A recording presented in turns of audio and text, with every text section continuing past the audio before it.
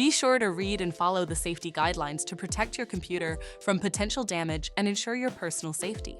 For more information about safety guidelines, see the owner's manual at dell.com/support.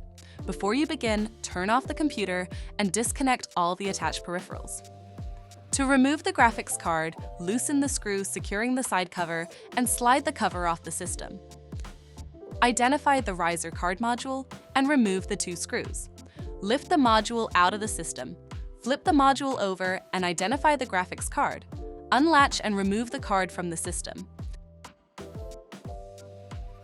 To reinstall the graphics card, relatch it back to the system. Flip the riser card module over. Place the riser card module back in the system and install the 2 screws. Place the side cover back on the system and secure it with the screw.